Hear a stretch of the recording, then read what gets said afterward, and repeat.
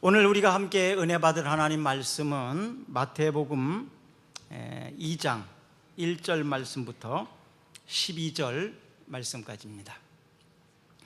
헤로드 왕 때에 예수께서 유대 베들레헴에서 나심에 동방으로부터 박사들이 예루살렘에 이르러 말하되 유대인의 왕으로 나시니가 어디 계시냐? 우리가 동방에서 그의 별을 보고 그에게 경배하러 왔노라 하니 헤로드 왕과 온 예루살렘이 듣고 소동한지라 왕이 모든 대제사장과 백성의 서기관들을 모아 그리스도가 어디서 나겠느냐 물으니 이르되 유대 베들레헴이오니 이는 선지자로 이렇게 기록된 바 또 유대 땅 베들레헴아 너는 유대 고을 중에서 가장 작지 아니하도다. 내게서 한 다스리는 자가 나와서 내 백성 이스라엘의 목자가 되리라 하였음이니라.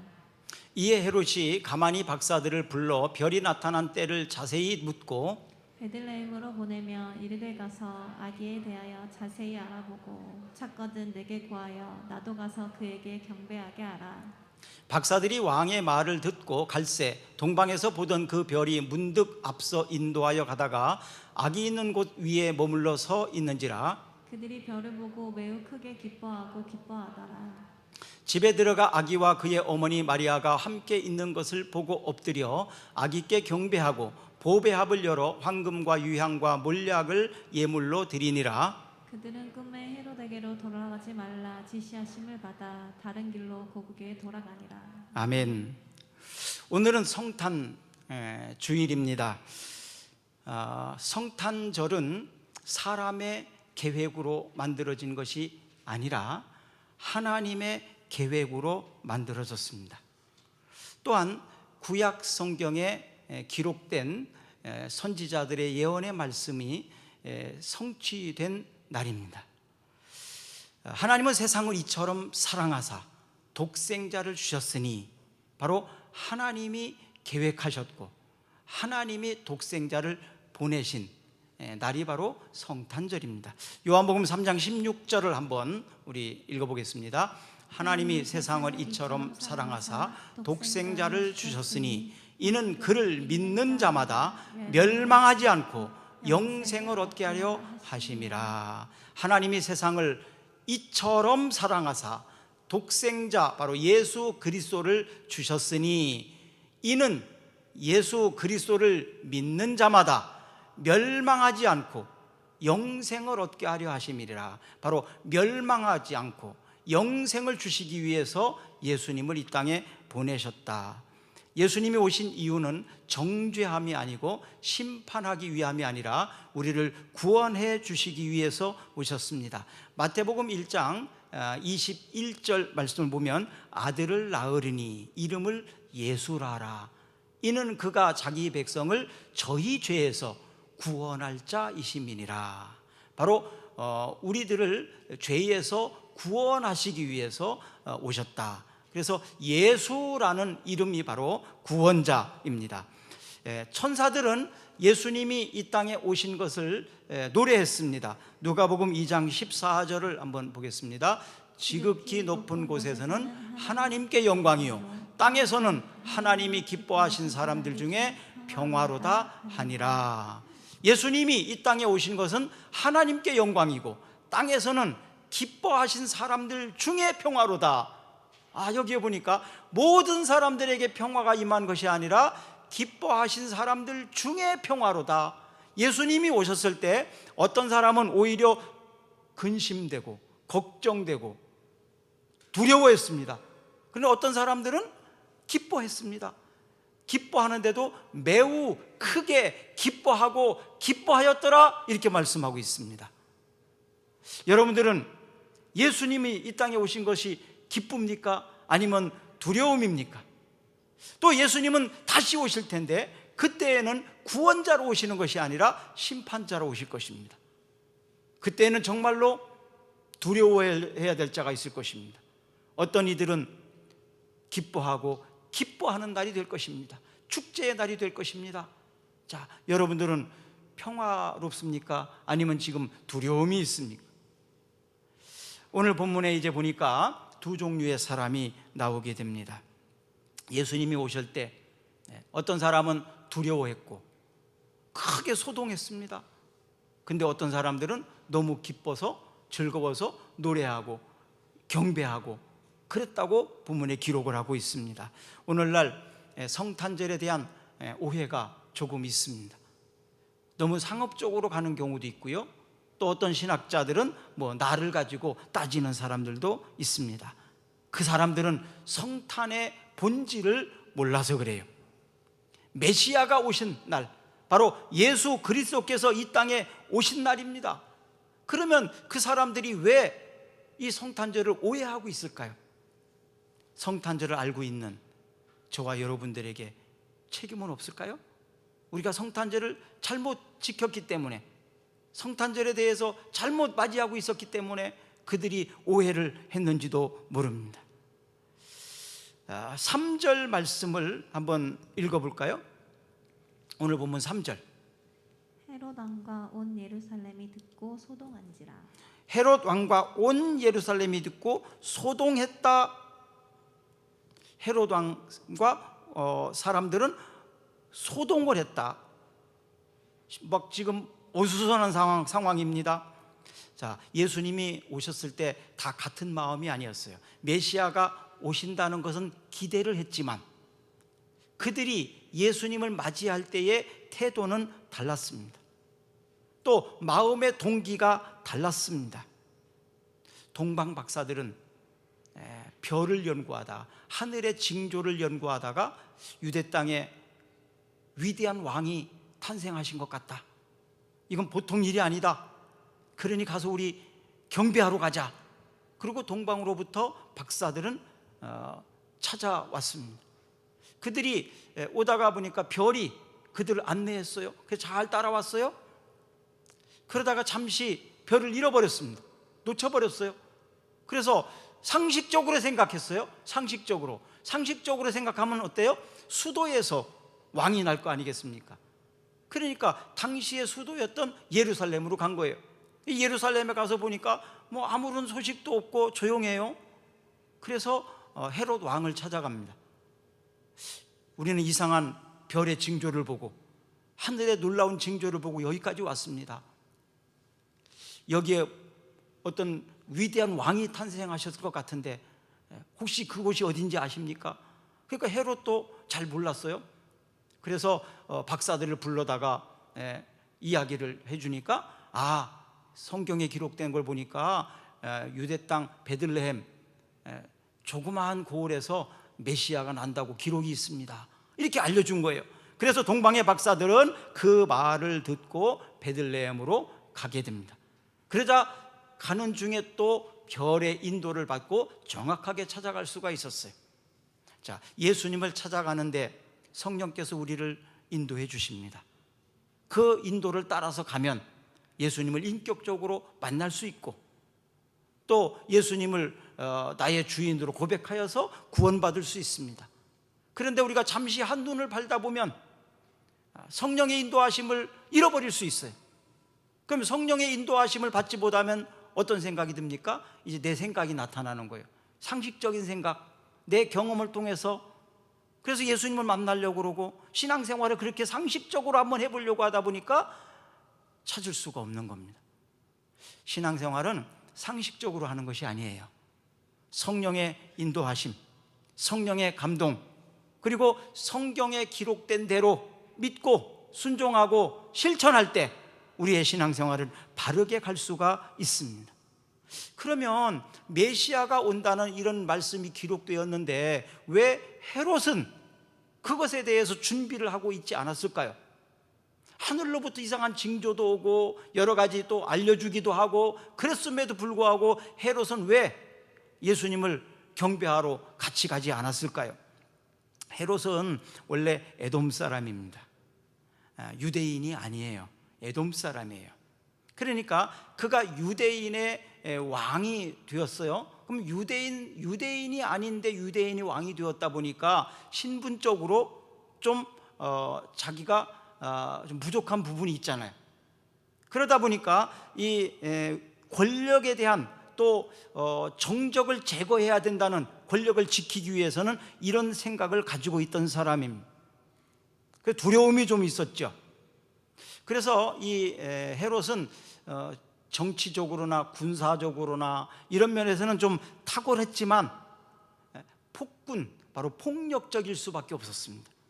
자기의 약점이 있다 보니까 어떻게 보면 진짜 왕이 아니라 가짜 왕이다 보니까, 실력과 능력이 부족하다 보니까 힘으로 하려고 하는, 억압으로 하려고 하는, 혈기로 하려고 하는 이런 것들이 있을 수밖에 없는 거죠.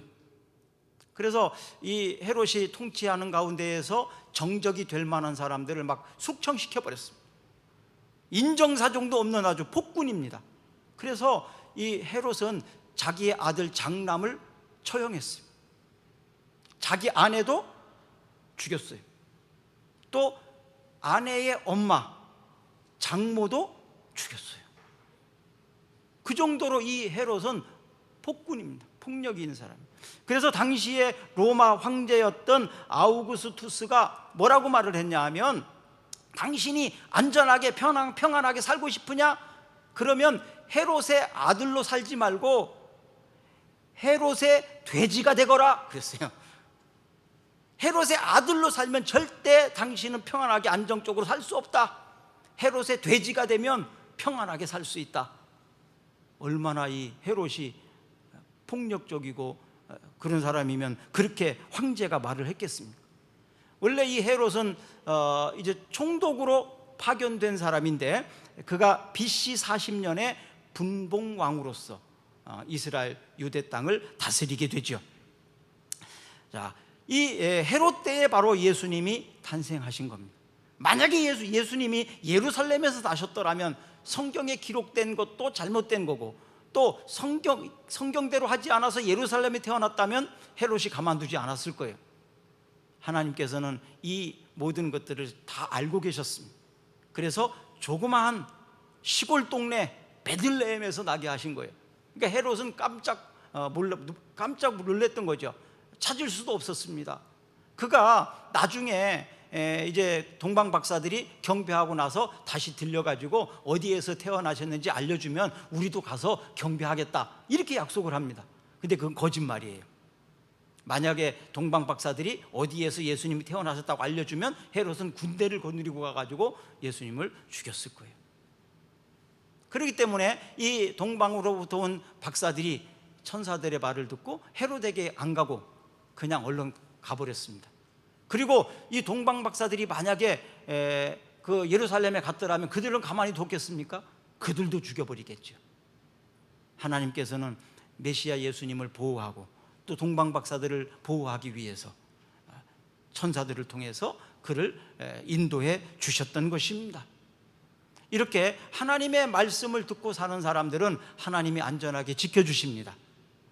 우리 옆 사람에게 한번 말해줍시다. 하나님의 말씀대로 살면 하나님께서 지켜주십니다. 그러니까 염려하지 말고 걱정하지 마십시오.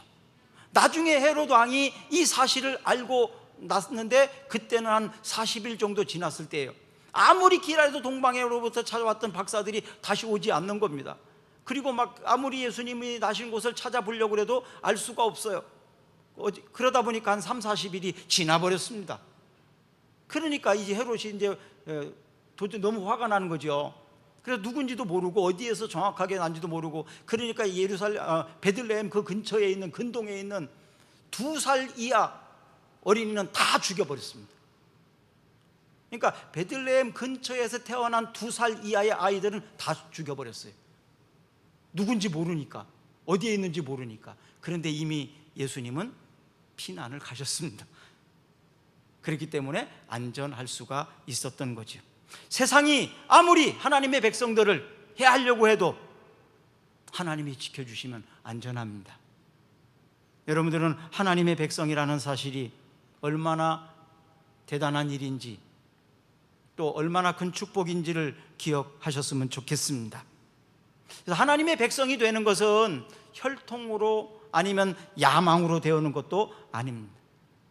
하나님께 쓰임받는 사람은 바로 하나님의 말씀에 대해서 대하는 태도를 통해서 나타납니다. 너희가 그 은혜로 인하여 믿음으로 말미암아 구원을 얻었나니 이것이 너희에게서 난 것이 아니요 하나님의 선물이라. 행위에서 난 것이 아니니 이는 누구든지 자랑치 못하게 함이니라. 우리가 구원받았다는 사실은 내 마음대로 된 것이 아니라 이미 성령께서 나에게 감동을 주시고 믿을 수 있는 마음을 주시고 입으로 고백하고 시인할 수 있도록 하셨다는 사실이에요. 그러니까 이미 하나님이 우리를 선택하셨다는 사실입니다. 그리고 내가 예수님을 구주로 고백할 수 있다는 사실입니다. 그러니까 우리는 이미 하나님의 큰 은혜를 받은 사람입니다. 사랑하는 여러분, 여러분들은 축복받기 위해 태어난 사람입니다. 여러분은 충분히 축복을 받을 만한 사람들입니다.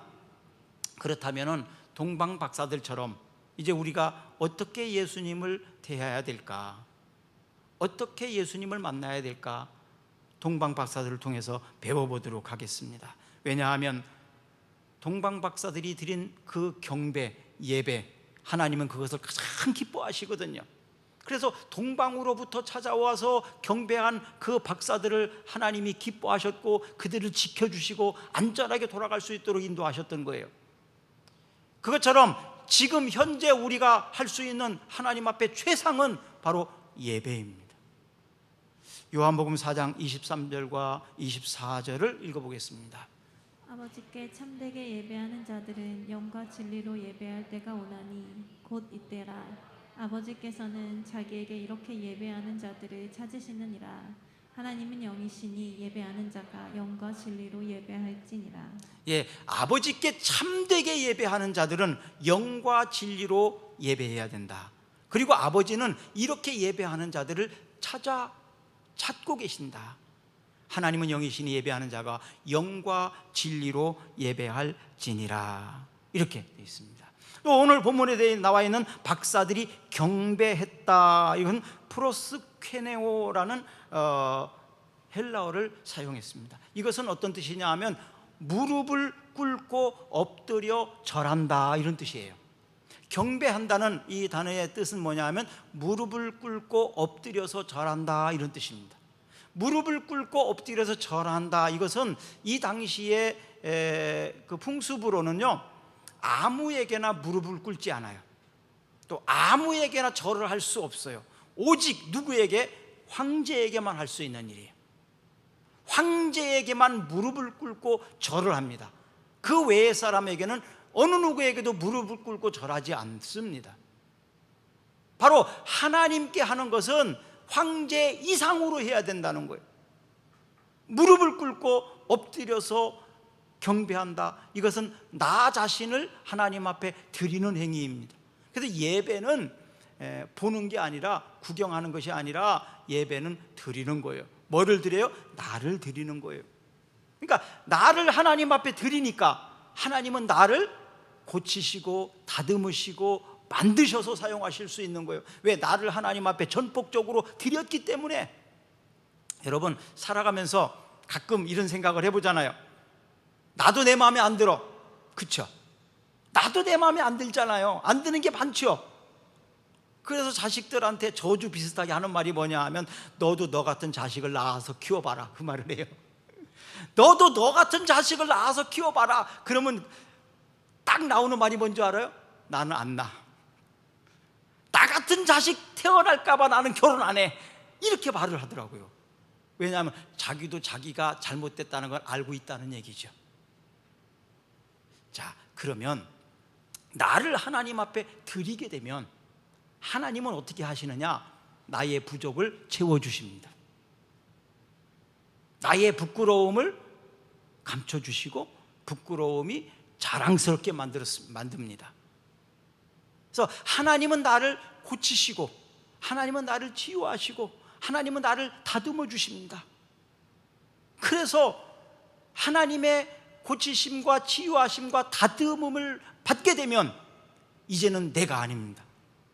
이제는 하나님 아들로서의 내가 되고 하나님 딸로서 내가 되는 거예요. 그러니까 변하는 겁니다. 예수 믿고 나면 변합니다. 인격이 변하고 성품도 변합니다. 많은 것들이 변해요. 과거의 내가 아니에요. 내가 예수 믿고 나면. 이게 바로 예수님을 만난 사람들의 변화입니다.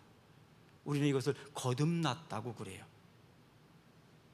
예수님을 만났기는 만났는데 예수님께 나를 드리지 않으면 아직도 내가 살아있는 거예요. 내 성질이 살아있어요.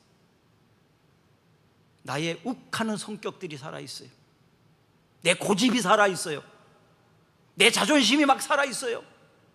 그런데 나를 제물로 하나님 앞에 드려버리면 이제는 나는 죽어요. 그리고 그리스도인으로 새로운 사람으로 거듭나게 되는 것입니다. 오늘 이 시간에 동방의 박사들이 경배했던 것처럼 여러분들이 주님 앞에 무릎을 꿇고 엎드려서 나를 산 제물로 드리시기를 바랍니다. 그러면 주께서 나를 고쳐주실 것입니다. 나를 치료해 주실 것입니다. 그리고 하나님의 사람으로, 온전한 사람으로 여러분들이 기대하는 유토피아, 바로 이디야의 세계 같은 천국의 백성이 되는 것입니다. 이것은 억지로 되는 것이 아니에요. 강제로 되지도 않습니다. 동방의 박사들이 자원해서 즐거움으로 와서 자신을 드리고 예물을 드렸던 것처럼 바로 나 자신을 하나님 앞에 즐거움으로 드려야 됩니다. 그럴 때 이런 변화가 일어나게 되어 있습니다. 그래서 어저께는 일목장이 모임을 갔는데 제가 초대를 받아서 저녁 먹으러 갔습니다. 갔더니요, 항아리에다가 고기를 구웠더라고요. 항아리 속에서 어떻게 익혔어요. 얼마나 맛있던지. 또 머리 이렇게 찍어 먹는 소스가 있는데 막 희한하게 만들었어요. 이상 오묘한 맛이 나요. 굴에다가 뭐 청국장에다가 막 고구마를 구워가지고 막 이렇게 전종 집사님이 그거 다 하셨더라고, 혼자. 일목장을 섬겼던 그 마음이 보통 이게 정성이 아니더라고요. 그거를 보면서 동방 박사들이 예배 드리러 올 때 그들이 그냥 몸만 가지고 온 게 아니고 그들이 최상의 예물을 가지고 왔어요. 예수님을 만나러 올 때 그냥 온 게 아니라 최상의 예물, 황제에게, 왕에게 드리는, 이걸 뭐라고 그래요? 진상품이라고 그러잖아요. 진상품. 어저께 제가 가서 아주 진상품을 받은 것처럼 막 최고의 대우를 받았어요. 최고의 대우를. 자, 우리 하나님 앞에 예배 드릴 때는 최상의 예배, 최고의 예배를 드리시기를 바랍니다. 왜냐하면 예수님은 왕이시니까요.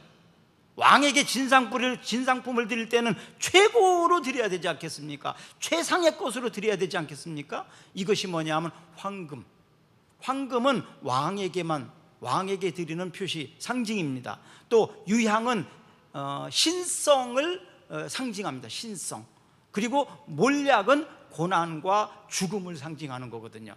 그러니까 이 동방으로부터 온 박사들이 황금과 유향과 몰약을 드리는 것은 기가 막히게 예수님에 대해서 미리 알고 드린 것 같아요. 어떻게 이렇게 알 수 있었을까요? 그것은 바로 성령께서 그들의 마음을 감동하셨기 때문에 그래요. 그래서 황금, 유향, 몰약을 가지고 갈 수 있도록 마음에 그렇게 생각이 들어서 가지고 온 거야, 그냥 이들은. 그런데 이것이 정확하게 예수님은 왕이시라는 고백과 예수님의 신성과 예수님의 고난받으심, 또 죽음, 이런 것들을 의미하는 예물이 되었던 것입니다. 그래서 하나님 앞에 드리는 예물은요, 믿음이 있어야 돼요. 믿음 없이는 아무리 돈이 많아도 할 수 없는 거예요. 믿음이 부족한데 어떻게 합니까? 그럼 억지로 막 내라고 그러면 시험 들어요. 그렇게 해서도 안 됩니다. 그거는 믿음대로 드리는 거지, 무슨 뭐 하라고 해서 하는 거예요? 믿음으로 하는 거예요. 근데 믿음이 아무리 있어도 물질이 없으면 못 하는 거지. 있는 것 가지고 하는 거예요. 작은 동전 하나도 괜찮아요. 믿음은 있어도 물질이 없으니까 그냥 그것이 최상입니다. 최상인 거예요. 그러니까 다른 사람 의식하지 마세요. 그냥 믿음대로 하시면 돼요. 여러분들의 형편대로 하시면 되는 것입니다. 하나님은 그 자체가 기쁨인 거예요. 그래서 바로 동방의 박사들이 이렇게 예수님을 경배하고 갔을 때 그들을 지키시고 인도해 주셨습니다. 그래서 10절을 한번 읽어볼까요? 자, 10절을 같이 읽습니다. 시작. 그들이 별을 보고 매우 크게 기뻐하고 기뻐하더라. 그들이 별을 보고 크게 기뻐하고 기뻐하더라. 여기 보니까 매우 크게 기뻐하고 기뻐하더라. 강조를 많이 했습니다. 그죠? 매우 크게 기뻐하고 기뻐하더라. 바로 이거예요. 예수님을 참되게 예배하게 되면, 예수님을 정말 제대로 만나서 예배하게 되면 이런 기쁨이 있어요. 매우 크게 기뻐하고 기뻐하더라. 나의 예배를 받으신 하나님, 나를 산 제물로 드렸더니 하나님은 나를 의롭게 하셨고, 나를 약함 중에 강하게 하셨고, 하나님의 영광의 도구로 나를 사용하셔서 잘 되게 하셨더라, 이 말이에요. 그래서 예수 믿는 사람들이 잘 돼야 되는 거예요. 왜? 하나님의 영광을 올려드리기 위해서라도, 하나님이 기쁘게 받으시는 우리의 삶이 되면 하나님이 그렇게 사용하십니다. 약한 자를 강하게 하십니다. 병든 자는 치유하십니다. 무능한 자에겐 능력자가 되게 하십니다. 이 비결이 바로 하나님의 손에 달려 있다, 이 말이에요. 사랑하는 여러분, 하나님이 여러분들의 손을 붙잡고, 하나님이 여러분들이 인생을 붙잡고, 여러분들이 그렇게 빚어내기를 주의 이름으로 축복합니다. 요한복음 10장 28절과 29절을 한번 읽어보겠습니다. 내가 그들에게 영생을 주노니 영원히 멸망하지 아니할 것이요 또 그들을 내 손에서 빼앗을 자가 없느니라. 그들을 주신 내 아버지는 만물보다 크심에 아무도 아버지 손에서 빼앗을 수 없느니라. 우리가 믿는 하나님은 바로 이런 하나님입니다. 제가 옛날에 간증 한번 했었잖아요. 어떤 귀신들도 하나님을 이길 수 있는 자는 없습니다. 아무리 이상한 신을 받아서 한 사람도 하나님 사람 앞에서는 꼼짝 못합니다. 왜? 하나님이 만왕의 왕이시니까요. 사랑하는 여러분, 헤롯이 왕이었고 당시에 유식하고 유능한 학자들, 그들이 베들레헴 땅에서 온 예수님, 지식적으로는 알았지만 그들이 가서 경배하지 않았어요. 아는 것과 믿는 것은 다릅니다. 그러면 사람들은 왜 예수님을 안 믿을까요? 몰라서 그러는 사람도 있어요. 그러나 알고도 안 믿는 사람들이 대부분입니다. 옛날에는 몰라서 안 믿은 사람들이 많았어요.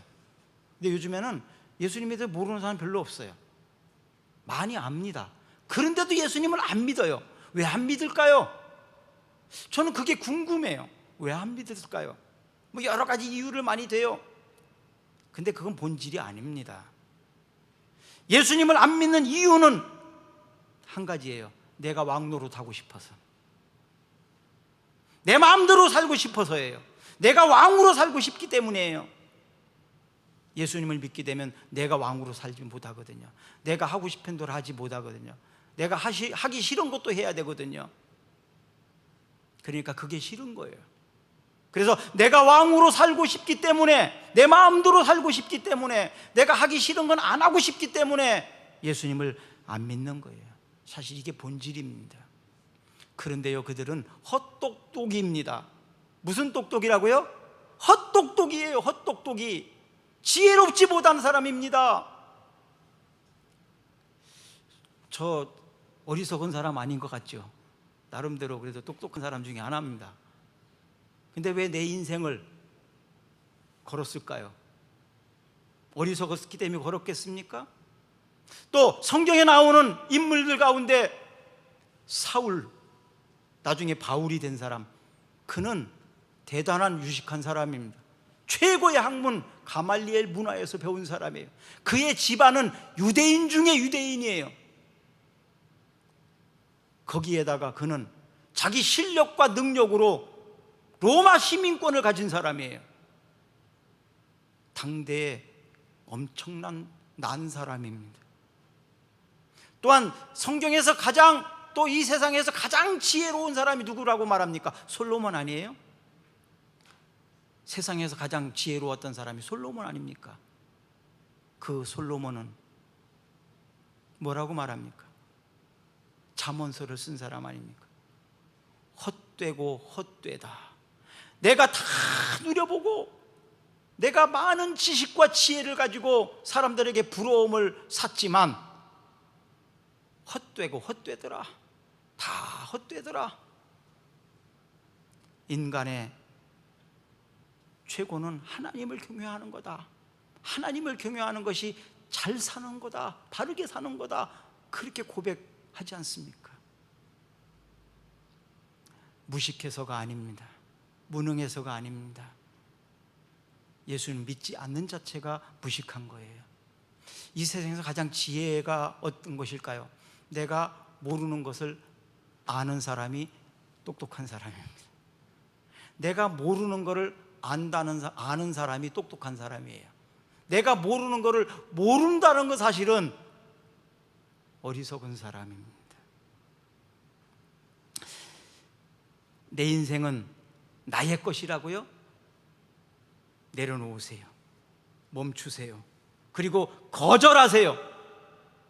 정말 그리스도인의 능력자로 살고 싶습니까? 하나님의 자녀처럼 빛의 자녀로 살고 싶습니까? 그렇다면 내 주장을 내려놓으세요.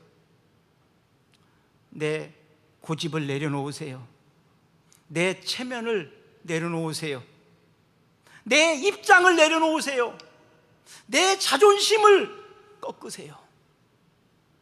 아직까지도 내 주장을 펴고 내 자존심을, 내 체면을, 내 입장은 뭐가 되냐고 그렇게 살으니까 그리스도인의 능력이 나타나지 않잖아요.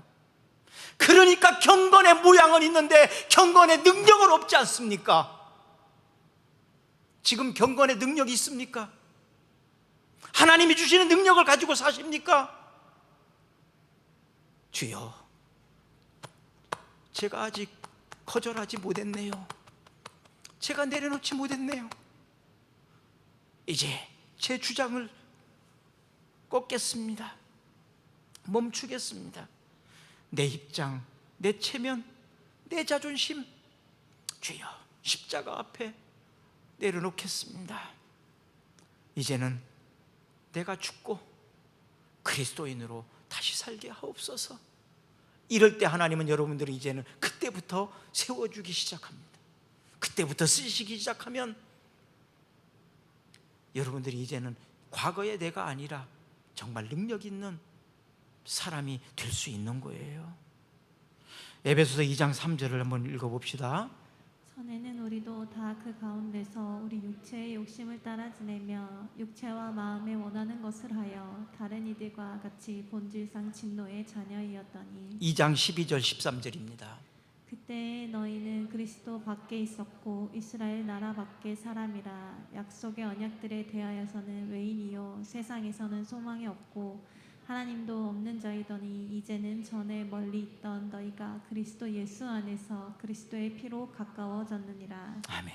또 5장 8절을 한번 읽어보겠습니다. 너희가 전에는 어둠이더니 이제는 주 안에서 빛이라 빛의 자녀들처럼 행하라. 전에는, 그때에는 내가 그렇게 살았어. 몰랐으니까 알았어도 그걸 그렇게 크게 생각하지 못하고 살았어요. 그런데 이제는 오늘 성탄절 주님을 만나서 내 삶이 좀 바뀌어야 되지 않겠습니까? 주님이 그걸 성탄의 가장 큰 선물로 받지 않겠습니까? 전에는 내가 이렇게 살았습니다. 그런데 2022년도 성탄절 주님 다시 결단합니다. 다시 결심합니다. 이제는 멈추겠습니다. 내가 왕으로 살았던 것을 멈추겠습니다. 내 주장과 내 자존심과 내 체면과 내 입장을 말하던 것을 이제는 멈추겠습니다. 이제는 하나님의 사람으로 살고 싶습니다. 다니엘처럼, 요셉처럼 주여 나를 그렇게 사용하여 주시옵소서. 알기만 하던 자가 아니라 이제는 믿는 자로 살게 하옵소서. 경건의 모양만 있는 자가 아니라 경건의 능력을 가진 자가 되게 해 주시옵소서. 야고보서 2장 19절에 보니까 내가 하나님을 한 분인 줄로 믿느냐 잘하는도다. 귀신들도 믿고 떠느니라. 귀신들도 알아요. 다친 사람은 헤롯처럼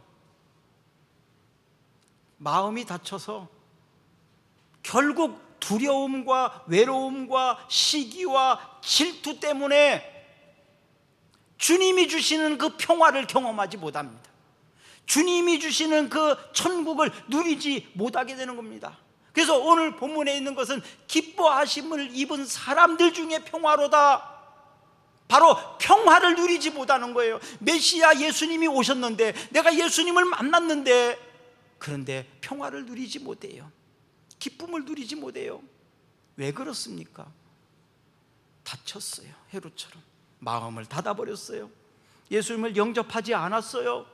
그러니까 외로운 거예요. 그러니까 두려운 겁니다. 그래서 시기와 질투심이 있어서 결국 평화를 누리지 못하고 헤롯처럼 살인자로, 헤롯처럼 폭군으로 원수 갚는 일을 위해서, 자기 직위를 지키는 일을 위해서 살아가는 것입니다. 자, 내려놓으면 동방의 박사들처럼 매우 크게 기뻐하고 기뻐하였더라. 여러분들의 인생이 매우 크게 기뻐하고 기뻐하는 생활, 그리고 평화를 누리는 삶, 어디 가서든지 자유한 사람, 바로 이러한 사람이 되기를 바랍니다. 이 성탄이 주는 축복 누려야 되지 않겠습니까? 성탄이 주는 그 평화를 누려야 되지 않겠습니까? 자, 오늘 이제 잠시 한번 기도합시다.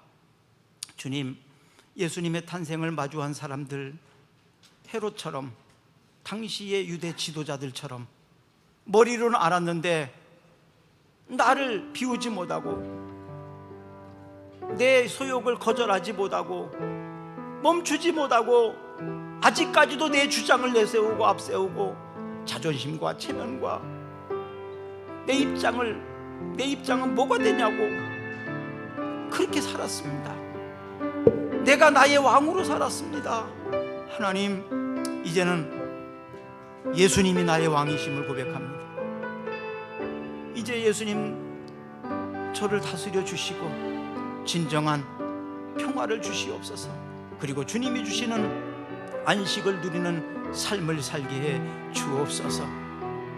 예수님 안에서 나는 행복합니다. 여러분도 나처럼 행복하기를 바랍니다라고 말할 수 있는 우리가 되게 하여 주시옵소서. 예수님 이름으로 기도드리옵나이다. 아멘. 우리 다 같이 일어나셔서 찬양하겠습니다.